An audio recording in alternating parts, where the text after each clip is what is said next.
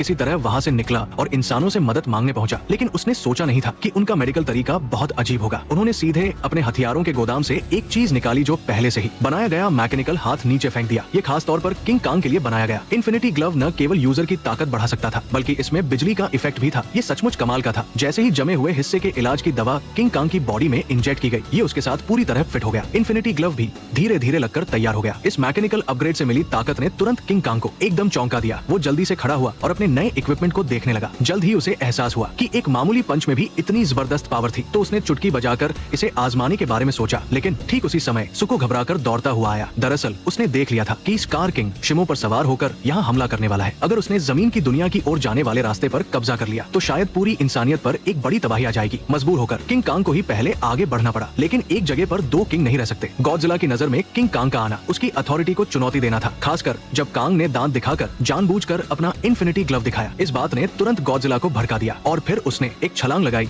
और तेजी से पानी से बाहर निकला ताकि कांग को सबक सिखा सके। किंग कांग ने ये देखा तो जल्दी से हाथ हिलाकर अपना मकसद बताने की कोशिश की, लेकिन गॉडजिला ने उसे समझाने का कोई मौका ही नहीं दिया और सीधे एक जोरदार टक्कर मार दी। मजबूर होकर किंग कांग को पीछे हटना पड़ा, लेकिन गॉडजिला बहुत गुस्से में था। उसने घूमकर किंग कांग का ग्लव पकड़ लिया और उसे पिरामिड की तरफ धकेल दिया। इसके बाद उसने तेजी से कांग को पकड़कर उस पर लगातार कई हमले किए। बिना वजह इस तरह पिटने पर किसी को भी गुस्सा आ जाए, और किंग कांग को तो अभी अभी इन्फिनिटी ग्लव की पावर मिली थी। वो खोखली धरती का किंग था। किंग कांग ने अपना मुक्का घुमाया और सीधे गॉडजिला को जमीन पर पटक दिया। इसके बाद वो जीत का फायदा उठाते हुए लगातार मुक्के बरसाने लगा। गॉडजिला की हालत खराब हो गई और उसने जल्दी से एनर्जी जमा करके अपनी एटॉमिक ब्रेथ छोड़ने की तैयारी की, लेकिन उसे उम्मीद नहीं थी कि एक भारी भरकम मुक्का तेजी से आएगा और गॉडजिला के हमले को रोक देगा। किंग कांग के पास समझाने का वक्त नहीं था। वो उसे पोर्टल की ओर घसीटने लगा, लेकिन गॉडजिला इतनी आसानी से हार मानने वाला नहीं था। उसने तुरंत अपनी पिंक पावर एक्टिवेट की और किंग कांग पर निशाना साधा और एटॉमिक ब्रेथ छोड़ दी। खुशकिस्मती से इस मुश्किल घड़ी में किंग कांग ने तेजी से रिएक्ट किया, जिससे वह बाल बाल बच गया। लेकिन इससे पहले कि वो धुएं में संभल पाता, गॉडजिला ने फिर से घातक हमला कर दिया। किंग कांग इस हमले के लिए तैयार नहीं था। वो उसकी पकड़ से छूट नहीं पा रहा था और सिर्फ बेबस होकर देख सकता था कि गॉडजिला उसे खत्म करने के लिए एनर्जी जमा कर रहा था। लगता है बात न कर पाना एक बड़ी मुसीबत है। जब जान पर बनाई तभी अचानक एक एनर्जी बीम ने गॉडजिला को दूर फेंक दिया। ध्यान से देखने पर पता चला कि ये मोथरा थी जो वापस आ गई थी। उसके समझाने पर गॉडजिला तुरंत अपने भाई किंग कांग के साथ मिलकर ताकतवर दुश्मन का सामना करने के लिए तैयार हो गया। जैसे ही स्कार किंग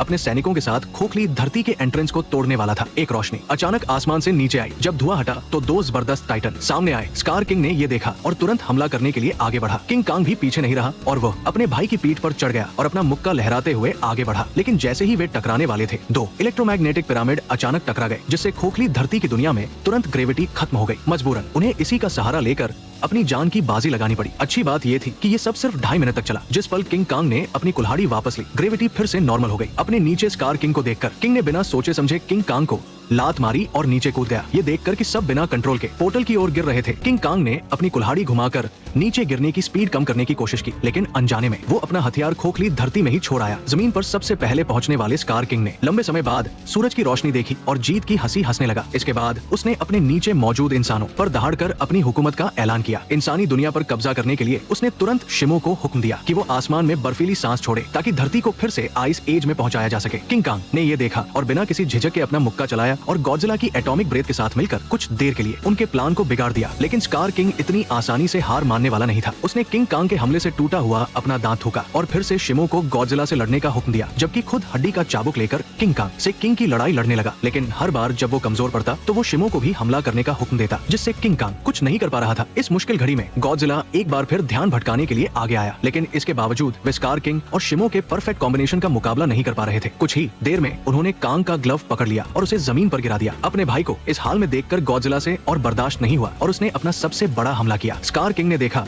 कि शिमो को कंट्रोल करने वाला क्रिस्टल जमीन पर गिर गया है, तो वो तुरंत उसे उठाने के लिए आगे बढ़ा। लेकिन इससे पहले कि वो खुश हो पाता, कुछ सेकंड के लिए गॉडजिला की एटॉमिक ब्रेथ एक बार फिर तेजी से आई। स्कार किंग संभल नहीं पाया और क्रिस्टल डैगर उसके हाथ से छूट गया। किंग कांग ने ये देखा और जल्दी से गॉडजिला को शिमो से निपटने के लिए कहा और खुद क्रिस्टल लेने के लिए आगे बढ़ा। लेकिन इससे पहले कि वो कुछ कर पाता, उसे स्कार किंग ने गले से कसकर पकड़ लिया। ऐसा लगा कि अब वो नहीं बचेगा। तभी इस मुश्किल घड़ी में खोखली धरती की दुनिया में मौजूद सुको ने आखिरकार हिम्मत जुटाई, किंग कांग की कुल्हाड़ी उठाई और पोर्टल के जरिए कामयाबी से जमीन पर आ गया। ये देखकर कि क्रिस्टल डैगर टूट चुका है और शिमो पर से उसका कंट्रोल खत्म हो गया है, स्कार किंग गुस्से से पागल हो गया। उसने सुको को पकड़ा और उसे कुचलने ही वाला था, लेकिन अब उसका खेल खत्म हो चुका था। दो विशाल टाइटन्स के लगातार हमलों के सामने उसके पास बचने का कोई रास्ता नहीं था। ये देखकर कि स्कार किंग की हार तय है और फिर भी वो उसे डरा रहा है। शिमो ने गॉडजिला के इशारे पर तुरंत उस जालिम पर अपनी बर्फीली सांस छोड़ दी। घमंडी स्कार किंग ने सोचा भी नहीं था कि धरती पर कब्जा करने का उसका सपना जमीन पर कदम रखने के कुछ ही घंटों में